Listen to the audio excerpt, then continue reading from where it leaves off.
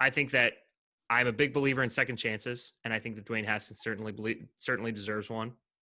And whether it's a second chance or a third chance or whatever he wants, I believe in all that, and I think he does deserve it. However, there are a couple statements that Matt Rule has made that I have trouble lining up with this visit, and if they are to sign Dwayne Haskins, that I have trouble lining them up. The first is that Matt Rule made it very clear during weeks 15, 16, and 17, after Marty Hurney has been fired, that he did not want to make personnel decisions. He did not want to be the GM. Now, we don't have a GM, and I understand the idea that people are asking, like, who's making these decisions when there's no GM in-house? It's a joke. Matt Rule is making these decisions, and some of the decisions are not decisions at all. It's not a decision to sign an exclusive rights free agent who was your starting kicker all year. That's not a decision. Like, it's not a decision to extend Joe Charlton, who was, for all intents and purposes, an excellent punter as a rookie as a UDFA. Like, that's not a decision. But But there's also going to be a decision that could have been made 3 months ago that we have to wait until the right day to do this. And we all know that this is the right thing to do. So guess what? On that day, the things happened.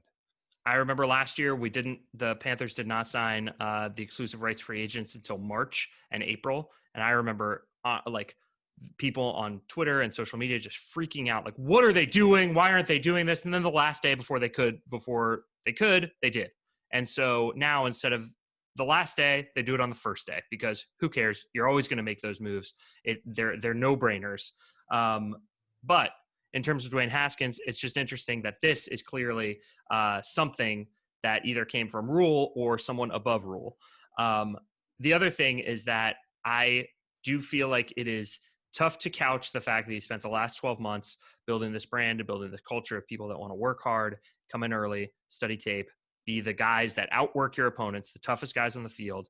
And for all reports, and again, I've never met Dwayne Haskins. I do not want to assign this moniker to him, but there have been reports in Washington that he was not that guy, that he did not work hard, did not come in early. In fact, he came in late, that he had to be sent, that he was sent off to side fields during training camp because he didn't know the offense enough.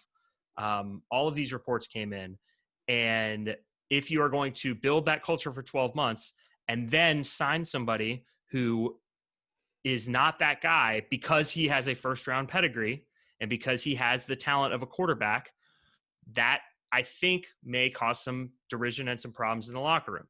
And if you are going to release somebody who is a practice squad cornerback because they were spotted and put on social media breaking the COVID protocols, and then 2 months later sign someone who did objectively the exact same thing because he is a first-round quarterback and has more talent, I think that you may be setting a precedent. Again, you're not 100% doing it, but you might be setting a precedent that if you're talented enough, you don't have to follow the same rules that the rest of the team does.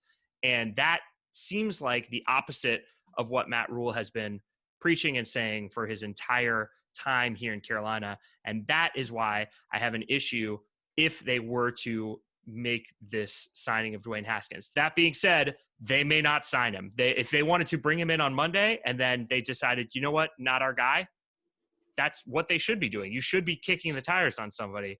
But if you're going to sign him and bring him into the building, bring him into your culture, that's when I would start to question.